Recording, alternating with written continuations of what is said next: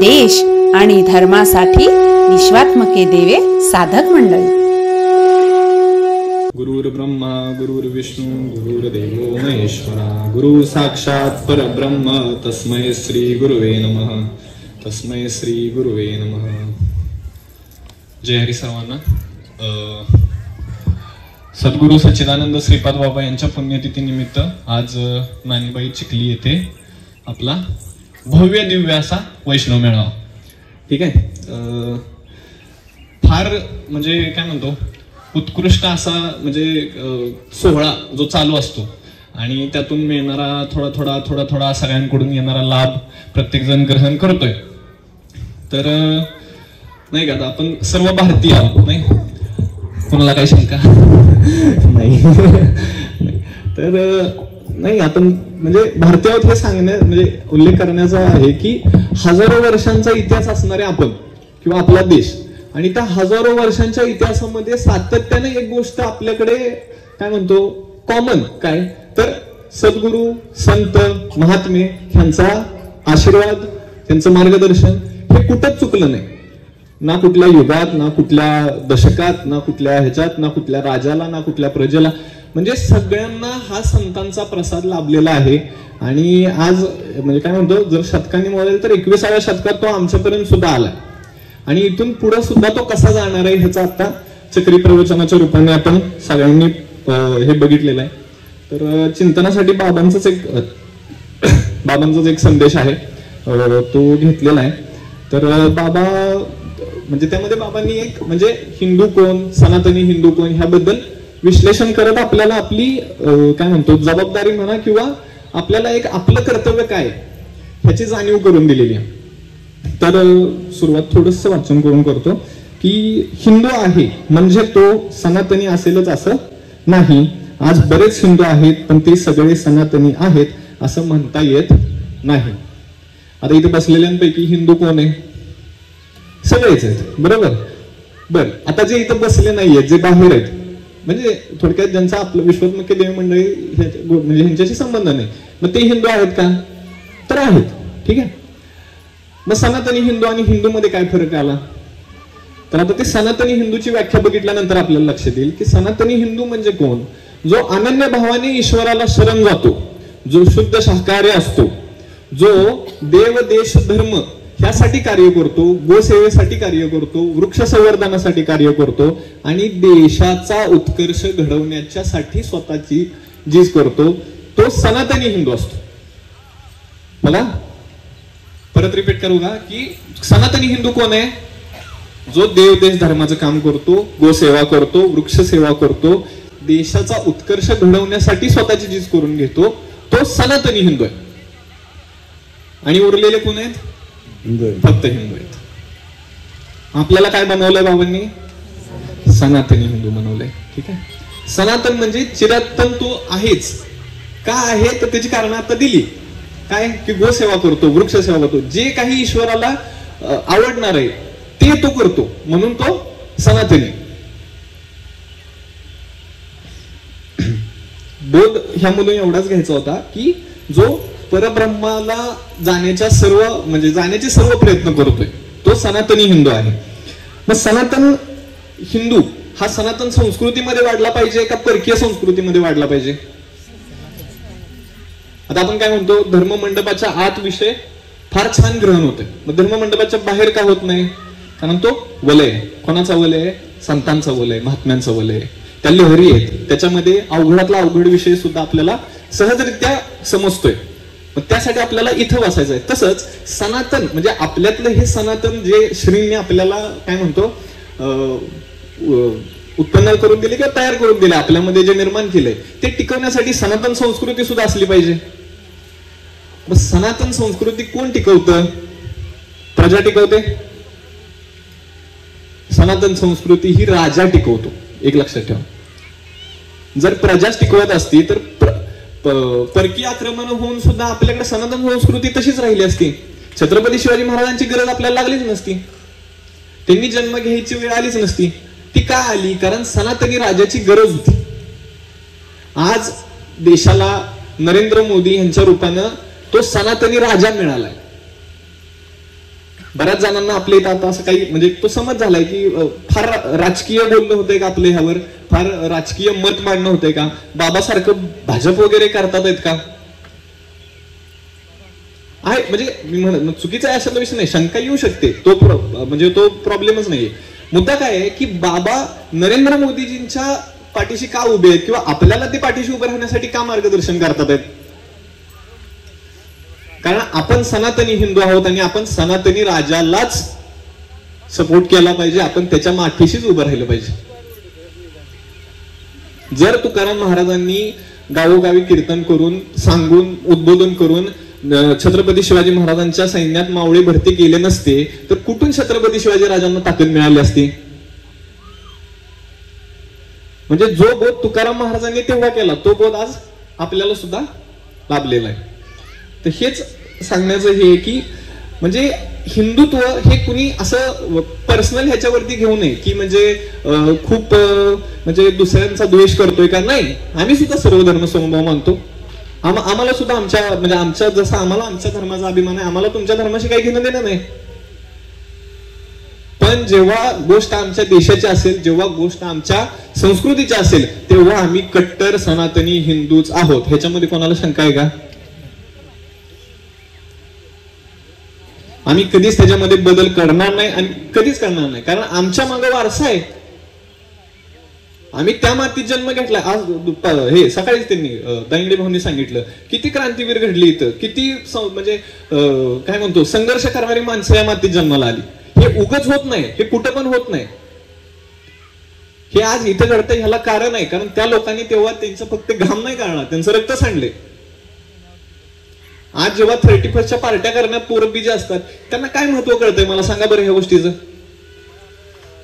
आज कोणालाही विचारा 25 डिसेंबरला काय असतं, काय असतं. तरुणांनी सांगायची गरज नाही, कुणालाही विचारा काय असतं. नाताळ, क्रिसमस, ठीक आहे. का हो तुळशी पूजा का नसते.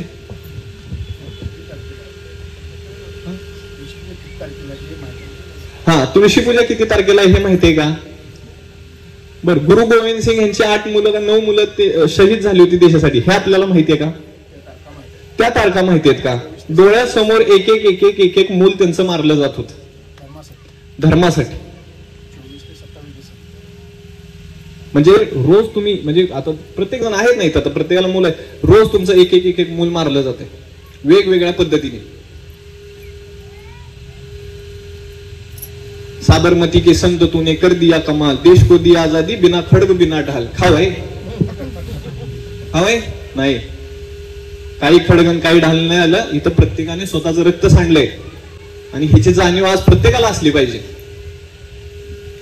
आणि जेव्हा ती जाणीव समाजामध्ये दिसत नाही तेव्हा त्या संतांचा म्हणजे काय म्हणतो म्हणजे आपलंच मूल आपल्याला किंमत देत नाही तेव्हा ती बापाची कशी अवस्था होते. ते वृद्धाश्रमात वगैरे कसं ते होतं की नाही आमचं मूल आम्हाला सांभाळत नाही. तसं जेव्हा तुम्ही हा देश सांभाळण्यासाठी अक्षम्य दिसता, त्यांना असं वाटतं की अरे हे कॅपेबलच नाहीये, तेव्हा त्यांना असं हे होतं. त्यातून ती तळमळ जन्माला येते, त्यातून तो उद्देश जन्माला येतो.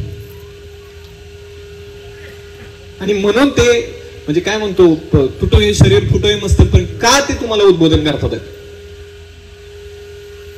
कारण हा देश असाच स्वतंत्र पण नाही झालाय, हा देश असाच निर्माण पण नाही झाला.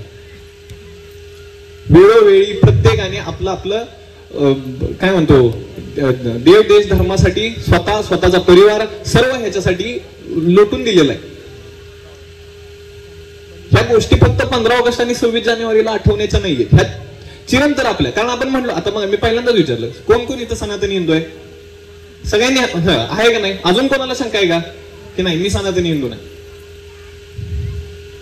सगळेजण आहात का नाही.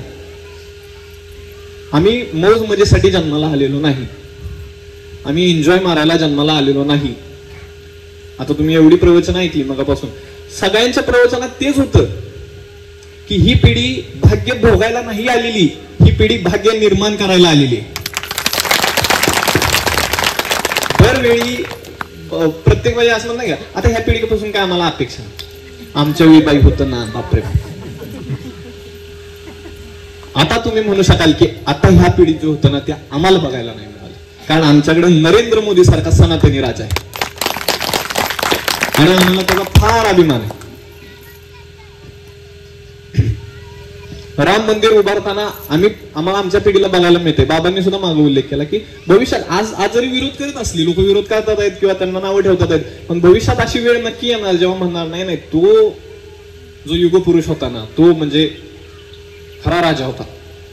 आज असताना कोणालाच किंमत कळत नाही. छत्रपती शिवाजी महाराजांना पण त्यांच्या वेळी खूप जणांनी विरोध केले, हिंदूंनीच केले. काय फार त्याच्यासाठी बाहेरून माणसं आणावी लागली नाही त्यांना. पण हळूहळू जी म्हणजे आपल्यामध्ये काय म्हणतो, एक ती कीड निर्माण करायचं जे कार्य चालू असतं सगळ्यांचं म्हणजे बाहेर समाजच. आणि त्याच्यामध्ये आता कसं झालंय, फक्त परकीय धर्मवाले नाही, आपले पण घुसायला लागले नाही का. क्रिसमसचा उल्लेख केला, क्रिसमस त्यांचं जेवढं प्रिय नाही तेवढं आपल्यातलंच उड्या मारते. टोप्या घाल, ते बारक्या पोराला ते फोटोशूट करायला. अरे कशाला, तो आलाय का तुझ्या बैल पोळ्याला? तो नागपंचमीला येते का त्याची बायको? विचारा जरा. बर, ख्रिश्चन म्हणत आहे तरी कोण?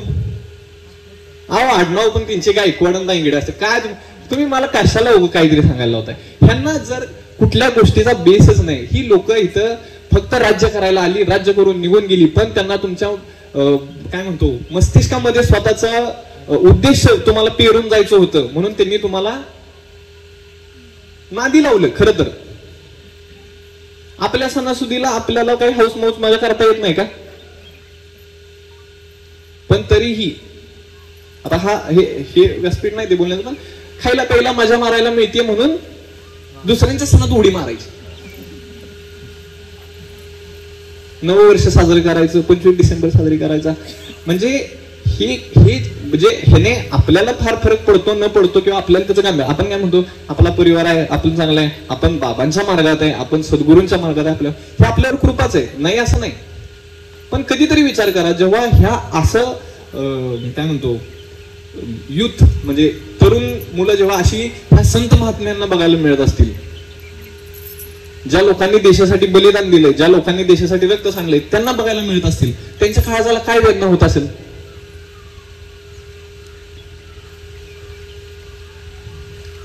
फक्त म्हणजे आपण म्हणजे कीर्तन केलं, प्रवचन केलं किंवा कार्यक्रम भरवले, ह्याने आपला उत्कर्ष नाही घडणार, ह्याने आपल्याला मार्ग मिळणार आहे. मार्गावरती चालायचं का नाही हे आपण ठरवायचं. आणि जर ते आपलं ठरत नसेल, आपल्याला जर कुठेतरी कमी वाटत असेल, मग असं म्हणलं बाबा फार बीजेपी करतात का, बाबा फार आता म्हणजे आपण ते कार्यकर्ते आहोत का त्यांचे, आपण त्यांचं कशाला हे करायचंय, असे जेव्हा विचार, अशी जेव्हा चर्चा कानावर येते, तेव्हा असं वाटतं की म्हणजे काय म्हणतो, प्रास्ताविकेच्या वेळी म्हणायचं की हा पडून राहीन तय ठेवी. सगळे दांगडे भाऊंनी सांगितलं तेव्हा प्रत्येकाने ऍग्री केलं का नाही, की आता विश्वास तोची देव म्हटले का नाही सगळे. मग जेव्हा आपण ऍग्री करतो, मग तेव्हा आपण आचरण का नाही करतो. आपल्याला शंका निर्माण कशी होते? शंका निर्माण होण्याला प्रॉब्लेम नाही. जेव्हा तुम्हाला कुशंकेला वाट फुटायला लागते, तेव्हा ह्याच्यामध्ये संतांना तुम्ही कुठेतरी दुःखी करत असता, कष्टी करत असता. आधीच त्यांनी खूप भोगलेलं असतं, मग त्यांचं पुण्यस्मरण करत असताना त्यांच्या विचारांच्या, त्यांच्या बोधांच्या आठवणी आपण सगळ्यांच्या मुखातून आपण ऐकतोय, सगळं करतोय. मग त्याच्यामध्ये जर आपण त्यांना त्रास देणाऱ्या गोष्टी सुद्धा तेवढ्याच इक्वल लेवलला करत असू, तर मग कसा आपण पुण्यतिथी सोहळा साजरी केला म्हणायचा?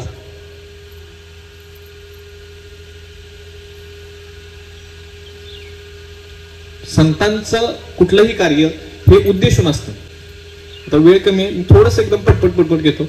बघा, कोरोना आला, प्रत्येक जण ऑक्सिजनसाठी तळमळत होता, अक्षरशः मिळेना, लोक अक्षरशः मरायला लागले प्रत्येकाने. म्हणजे आपल्यातल्या लोकांनी सुद्धा ते फेस केलंय आणि बाहेरच्या लोकांनी सुद्धा ते फेस केलंय, बघितलं.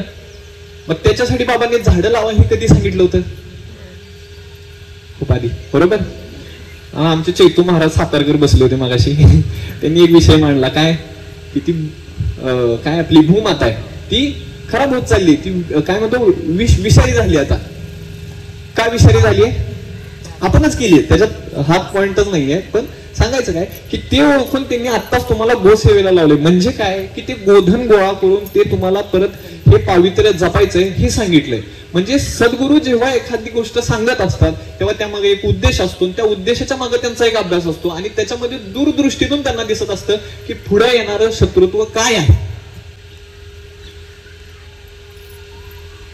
बाबा पहिल्यापासून सांगतात आहेत की बघा मोदी सनातनी राजा आहे, मोदीला आपण सपोर्ट केला पाहिजे, मोदींना आपण मत दिलं पाहिजे, मोदींनी जर एखादा निर्णय घेतला तर त्याचं समर्थन केलं पाहिजे.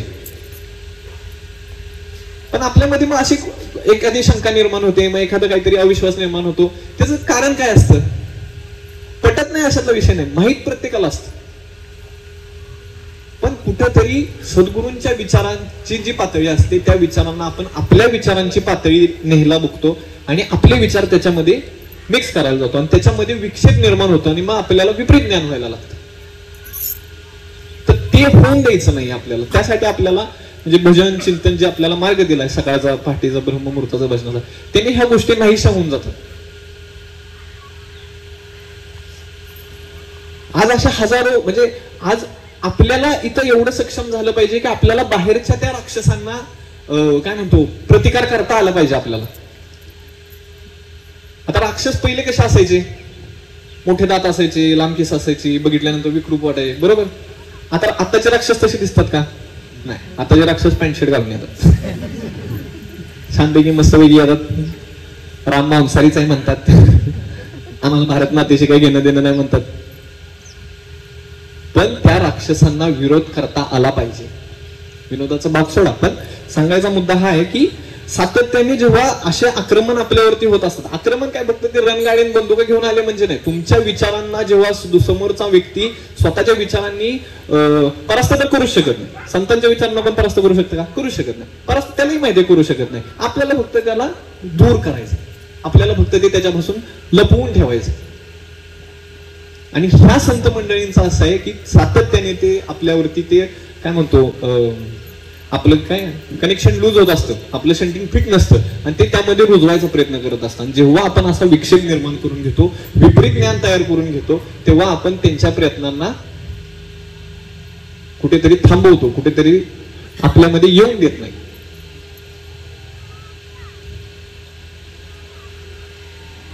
आता आधुनिक राक्षस म्हणून बाबांनी केलंय की म्हणजे हिंदू आतंकवाद म्हणणारी लोक आहेत किंवा असं नाही का.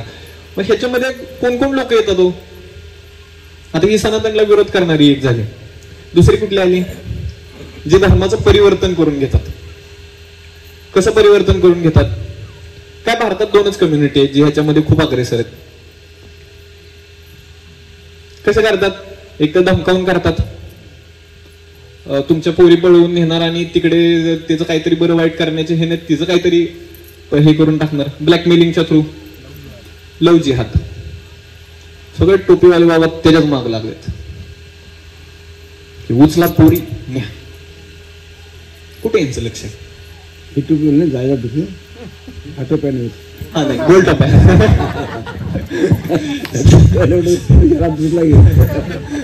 मला मारतील. सांगायचा उद्देश काय की जेव्हा हे लोक धर्म परिवर्तनात अग्रेसर होतात म्हणजे काय होतात, कारण त्यांनी म्हणजे त्यांच्या पूर्वजांनी पण ह्या गोष्टी बघितलेल्या आहेत. तलवारीच्या पातेवर डोकं ठेवलं तर डोकं उडवून घेतलं पण धर्म बदलला नाही. मांसाचे तुकडे तोंडात कोंबले तर ते आत जाऊन दिलं नाही, जीव दिला. हे कुठून ताकद आली यांच्यात? पण व्यक्ती बघावा तर असा, मग ही ताकद कुठून येते? कारण ही ताकद इथं नाही जन्माला आली, इथं जन्माला आली. कशी आली? ह्यांच्या मनात. आपल्याला संतांनी काय दिलंय हे माहीत असलं पाहिजे आणि जेव्हा ते माहीत पडतं तेव्हा मग आपल्याला त्याची किंमत कळते आणि आपण त्याचा योग्य तो वापर करतो.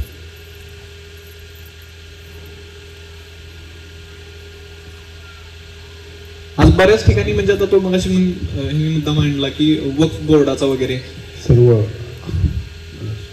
सर्व मोठ्या मुस्लिम अभिनेत्याच्या बायका हिंदूच का? हा, समीर खान, आमिर खानच्या बायका पण हिंदू आहेत. सगळ्या हिंदू नाही. ते स्लो पॉइझनिंग म्हणजे तेवढंच नाही, हळूहळू म्हणजे ते आता बघा जुने पिक्चर वगैरे तुम्ही बघितलं असेल किंवा अजून पण आता ते गुंड दाखवायचा असला ना विलन एखादा की त्याला टीका दाखवणार बघा, कोणी पण पिक्चर सगळ्यांनीच बघितली तिथं, कोणी बघितलं नाही असेल त्याला टीका दाखवणार, बरोबर त्याच्या हातात रुद्राक्षाची माळ दाखवणार, ते काय दीक्षा मागायला वगैरे भगव घालून जे येतात ऋषी वगैरे असं ते काय ते काशी मथुरेला वगैरे असं बघा ते दूर दूरचे प्रवास करणारे, ते सगळे कोण दाखवणार की तुमच्याकडून पैसे घेतात आहेत आणि कुठल्या तरी दारूच्या ह्याच्यावर जाऊन दारू पीत बसणार आहे, हे दाखवणार. आणि मुल्ला मौलवीच्या झाडून तुमचं सगळं कल्याण झालं. म्हणजे तुमच्यावर वेळ अशी आणून ठेवली की आता जर तुम्ही तुमच्या धर्माची लाज तुम्ही नाही राखली तर दुसऱ्यांनी येऊन आता ती उतरवलीच. आणि तो सतत सतत सतत प्रयत्न चालू आहे, पण तो प्रयत्न हाणून कुणामुळे पडतोय हे पण तुम्ही बघा. ह्या संत महात्म्यांच्या विचाराने प्रभावित असणाऱ्या सनातनी राजांमुळे तसं होतं, तो प्रयत्न हाणून पडला जातो. वक्फ बोर्डाचा मागाशी विषय काढला होता बघा. 9.4 लाख एकर, किती 9.4 लाख एकर ही जमीन वक्फ बोर्डाच्या नावाने भारतभर आहे, वेगवेगळ्या ठिकाणी पसरलेली. किती मोठा विषय. भावाला बाण सरकून देत नाही आम्ही, देतो का? आणि कोण कुठचे येऊन बसले. भारतात 2 नंबरचे श्रीमंत बोर्ड आहे 2 नंबरच्या बाबतीत. म्हणजे तुमच्या डोळ्या देखत ह्या गोष्टी झाल्या आणि तुम्हाला त्या दिसल्या नाहीत, किंबहुना तुम्हाला त्या दिसू दिल्या नाहीत. हळूहळू विचार करायचा, हळूहळू विचार करायचा. कारण त्यांनी पॉइझन तुमच्या डोक्यात स्लो घातले. तुमचं म्हणजे मी पण इन्क्लूड आहे असं नाही. स्लो घातले. स्लो कसं घातलंय? काश्मीरमध्ये जेनोसाइड झाला, 5 लाख हिंदू मारले. पहिली ऑर्डर दिल्ली सरकारकडून काय केली की ते भारतभर पसरून देऊ नका, बाकीकडे दंगली पेटतील. दूरदर्शन सारख्या ते काय नॅशनल टेलिव्हिजन ते नॅशनल चॅनलला नोटीस गेली की तुम्ही पहिले हे दाखवू नका, बंद करा. हे दाखवताय कशाला? बाहेर लोकांना कळलं तर. 5-6 दिवसानंतर महाराष्ट्रात ती बातमी आली होती. हे हळूहळू तुमच्याकडून म्हणजे ह्या गोष्टी जेव्हा तुमच्यावरती तुटक हेने तुम्हाला वेगळं केलं जातं, तुमच्यापर्यंत अशा गोष्टी पोहोचून दिल्या जात नाहीत. आता सोशल मीडियाची ताकद बघा. पालघरमध्ये जेव्हा साधू हत्या झाली कशी लगेच चाटकन पोहोचली तुमच्यापर्यंत. न्यूजवाल्यांनी नाही दाखवली, व्हिडिओ व्हायरल झाले. युट्यूब वरती गेलं, इंस्टाग्राम वरती गेलं. प्रत्येकाने जो कोणी त्या म्हणजे सनातनी हिंदुत्वाला काय म्हणतो ज्याला ते वाईट वाटलं त्याने तो पसरवला. आता ह्यांचं चाललं का? अहो हे जरी सत्यात असते ना तरी ह्यांनी त्याला पण कंट्रोल केलं असतं की ते सुद्धा तुमच्यापर्यंत पोहोचून दिलं नसतं. तरी सुद्धा त्यांनी लपवलं कसं त्याला, त्याच्या डिटेल नाही जायचं एवढं, पण लपवलं कसं छानपैकी. मुलं चोरणारी टोळी होती, 2 जणांची टोळी. अरे काय पोलिसांना सुद्धा लाज वाटेल रे, खोटं तरी चांगलं बोला. 2 जणांची टोळी, 5-6 जण असते. आर्मी बोलावणार होता, दगडाने ठेचून मारलं रे अक्षरशः. का तर फक्त त्यांच्या अंगावरती भगवे कपडे होते. आम्ही हिंदू राष्ट्राची स्वप्न बघतोय बघा. होणार नाही अशातला भाग नाही, पण कधी संपूर्णरित्या आपण जागृत आहोत का? संपूर्णरित्या आपण ती जबाबदारी घेतोय का? आता वक्फ बोर्डाचा विषय सांगितला तो काय की त्यांनी एवढी जमीन हडप केली, आता ते त्याच्यावरती केस टाकताय. त्यांची केस सुप्रीम कोर्टात चालू आहे, तरी सुद्धा ते अजून कुठं ना कुठं हे चाललंच आहे की हिथं आमची जमीन आहे, तिथं आमची जमीन आहे. आज सांगितलं उद्या मोकळी करायची. शेती कोणाची चालू असेल तर ती पीक काढून द्यायचं. उदाहरण सांगतो तुम्हाला एक बघा. फार प्रसिद्ध सिने अभिनेता आहे, त्याचे वडील मुख्यमंत्री होते. कोण होते? रितेश देशमुख. त्यांचे भाऊ इलेक्शन्स मध्ये उभे होते आणि ते फार अभिमानाने वगैरे म्हणले की आम्हाला धर्म काही नको, आमचा धर्म आमच्या दाराच्या सुरक्षित आहे. हा, आम्हाला कांदा स्वस्त मिळणार का? आम्हाला बटाटा स्वस्त मिळणार का? जे डोक्यात आहे तेच मारणार ना. ठीक आहे, प्रॉब्लेम नाही आपल्याला. ठीक आहे, स्वस्त मिळणार का? स्वस्त मिळणार का? बोला. पडली सीट पडली त्याच्या भावाची, कारण हिंदू एक वटला. लक्षात ठेवा. बायको ख्रिश्चन, ह्याची बायको ख्रिश्चन, ह्याची काय मटणाची कंपनी आहे. म्हणजे हे आमच्या धर्मावर बोलावं. कोण आहे हा? हिंदू आहे. जो सुरुवातीला विषय झाला हिंदू आहे. काय तुम्हाला बाहेर अफगाणिस्तान पाकिस्तान कुठनं चायनावरनं आणलाय का तुम्ही माणूस? नाही, तुमच्याच इथं जन्माला आलाय. महाराष्ट्रातलं सगळ्यात उच्च पद त्याच्या वडिलांनी भूषवलंय. तो माणूस काय म्हणतो, आमचा धर्म आम्हाला स्वस्त पाहिजे. आज पडला त्याचा भाऊ, ठीक आहे, तो पण पाठ सोडा. आता तिथं काय 15 एकर का 150 एकर असं मला आता एक्झॅक्ट लक्षात नाही, त्या एवढ्या एकर जमिनीवर वक्फ बोर्डानं दावा केला.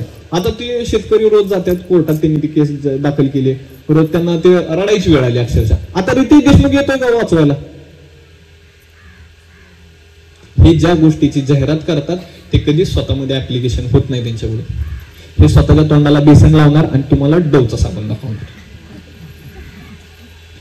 सलमान खान स्वतःच्या घरी ते अलिबागला फार्म हाऊसवर गाई पाळणार आणि तुम्हाला फिटनेस प्रोटीनच्या पावडरी दाखवणार. हे जे दाखवतात ते कधीच तुमच्यापर्यंत खरं येत नाही. काय होतं, हे सांगायचं काय की म्हणजे हे व्यासपीठ ह्या गोष्टींमध्ये बोलण्यासाठी कधीच नव्हतं. सांगायचा मुद्दा हा होता की ह्याच्यामध्ये तो इतका काय म्हणतो, त्यांनी इतका हस्तक्षेप केलाय की आता ती लोकांच्या डोक्यातून क्लिअर करावं लागते.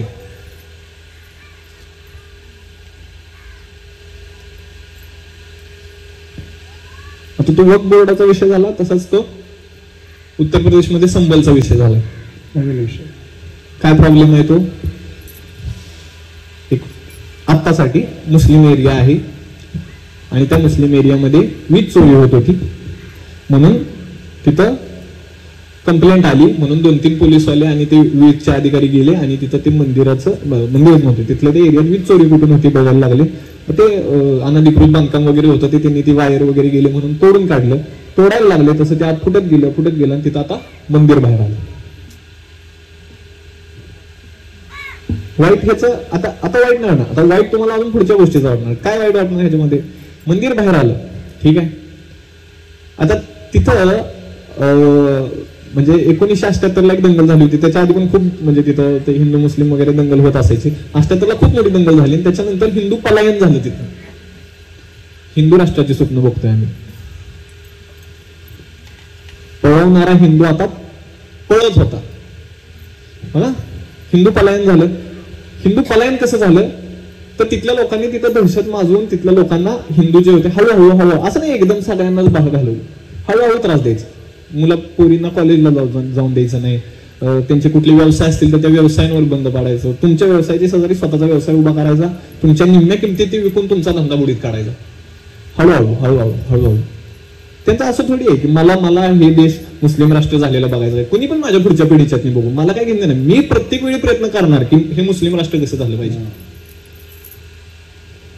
आपल्याकडे इश्यू काय होतो, मी करण्यानं होणार आहे, मोदींनी करावं, राजाने करावं. मी केल्याने थोडी होती.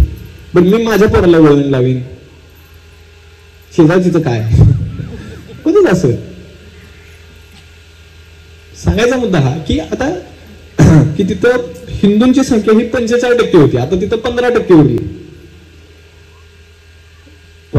जेव्हा तो मुद्दा हे झाला तेव्हा न्यूजवरतीच आम्ही एक इंटरव्ह्यू बघत होतो आणि तिथं ते लोकांना विचारत होते की बाबा इथनं तुम्ही हिंदू पळवून लावले का, आणि इथनं तू म्हणजे इथं काय झालं. आता ते मंदिर आहे, मंदिराच्या पुढे विहीर निघली, ते विहीर त्यांनी मुजवताना बी अशी मुजवली की जेवढ्या काही छोट्या मोठ्या मूर्त्या होत्या ते संगमरवरी दगडाच्या, त्या मूर्त्या तोडून काढून त्या विहिरीत पुरल्या की परत कधी बाहेर निघू नये म्हणून.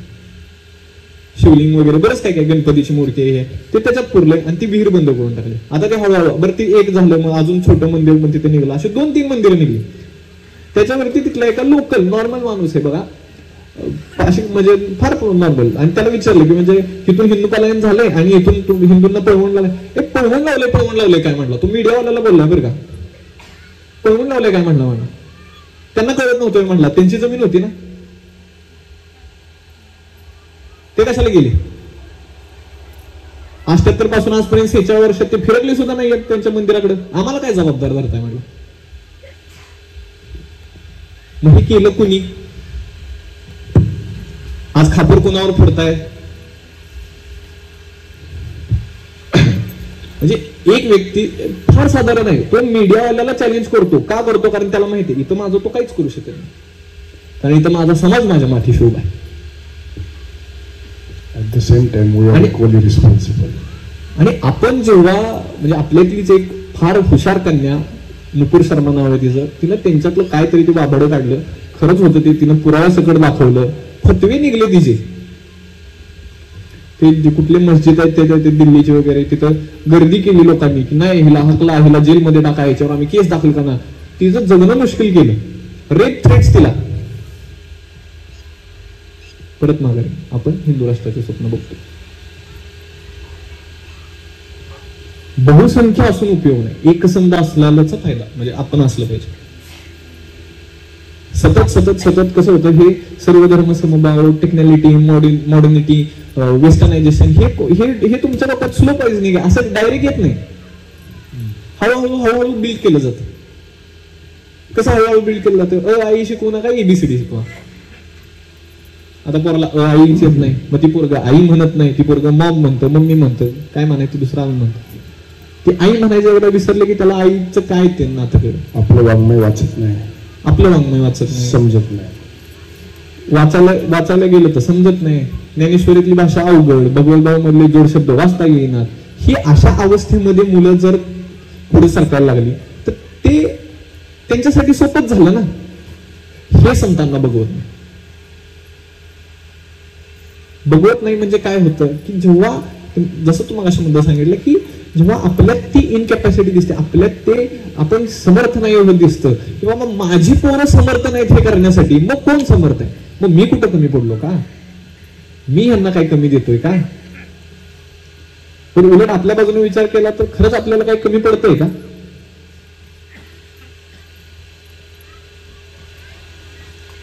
होत नाही, किंवा कुणाला दोष द्यायचा अशातला म्हणजे ह्या हेतूने हे नाही बोलत आहे. कारण कसं होतं, एखादी म्हणजे ते सेन्सिटिव्ह क्लिक होतं डोक्यात की नाही आम्हाला उद्देशून बोललं गेलंय का, किंवा हे तसं नाही. सांगायचा उद्देश हा की कुठे ना कुठे कमी असल्यामुळे हे होते, शंकेच्या नावाखाली कुशंका काढल्यामुळे होते, स्वतःमध्ये विपरीत ज्ञानाचा भर पाडून घेतल्यामुळे होते. आणि ते आपल्याला नाही करायचं. आपल्याला सद्गुरूंचा उद्देश समजून घ्यायचे, आपल्याला सद्गुरूंचा अभ्यास समजून घ्यायचा, आपल्याला सद्गुरूंचं जे काय म्हणतो दूरदृष्टी आहे ती त्यांच्या चष्म्यातून बघायला शिकायचं. स्फुट काढण्याची सवय जास्त. हा म्हणजे आता आपल्याला साधारण मत काय असतं की बाबा बोलले म्हणजे झालंच पाहिजे, असतं की नाही? असतं. बाबा बोललेत ना, झालंच पाहिजे. पण त्यातून पण जर आपण म्हणजे हळूहळू पलायन करायला लागलो तर मग ते दुसऱ्यांसाठी तुम्ही हे करता, म्हणजे काय म्हणतो ते वेलकमचा बोर्ड घेऊन उभं राहिल्यासारखं असतं की या आमचा धर्म विकायलाच ठेवलाय, कारण आम्ही एकत्र नाही होत. आम्ही कधी माळी आहे, आम्ही कधी मराठी आहे, आम्ही कधी हे, आम्ही कधी ते, आम्ही प्रत्येक जण वेगवेगळे, आम्ही हिंदू नाहीच आहोत. लाडक्या बहिणींसाठी टाळ्या बरं का प्लीज, जोरात जोरात जोरात वाजवत नाही.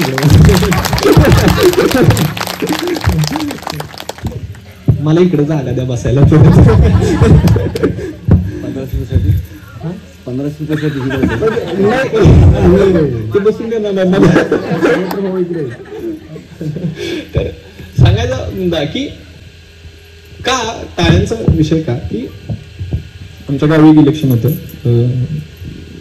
इलेक्शनचं आता जे ह्याचे झाले आणि आमचे वडील बीजेपीचे बूथ एजंट होते बरं का, आणि एक लीड झाले होते आणि त्यांना मत द्यायचं होतं. आणि त्याला अडाणी होतं, म्हणजे शिकलेलं वगैरे नव्हतं. आणि त्यांचे जे कोण मिस्टर होते ते एकदम असे हे की नाही तू चल, हिला काही कळत नाही हो, ही वेडी आहे असं ती सांगते. ती बाई इलेक्शन वाल्याबरोबर भांडायला लागली की नाही मला माझं मत द्यायचं आहे. आणि तिने ते हट्ट करून हे करून ते करून राडा ते नव्हतं, म्हणजे नाही हे दारू पिऊन आले ह्याला बाहेर काढा म्हणजे.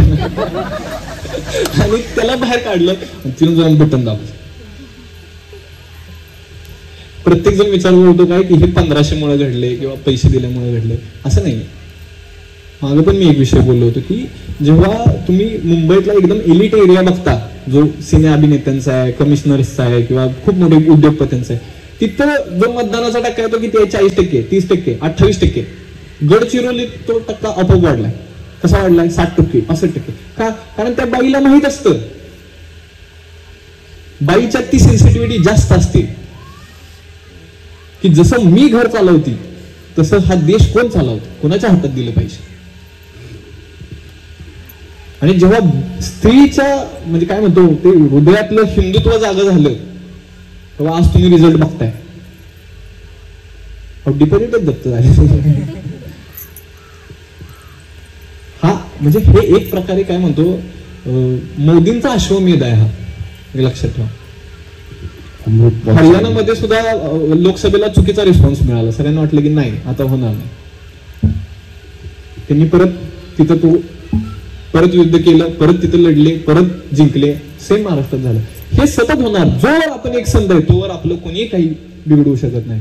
एक नाही अशा खूप गोष्टी आपण निर्माण करू शकतो, पण ह्यासाठी आपण एकत्र असणं गरजेचं. एक है तो सेफ. आता काय म्हणतात, जहा खुदा है वही खुदा है, जहा खुदा है वही खुदा है. काय म्हणतात, जिथं खोदून तिथं शिवलिंग निघतंय. कुठं काय हिंनीच पुरले, कुणी पुरले.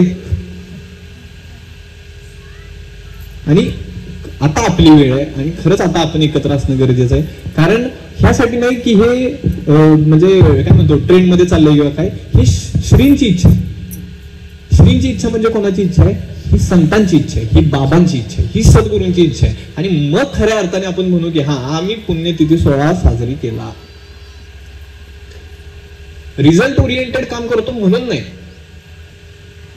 आमचा रोल कधी आग विझवण्याचा नव्हता. आमचा रोल होता प्रयत्नात आम्ही किती सक्षम आहे ते दाखवण्याचा. जय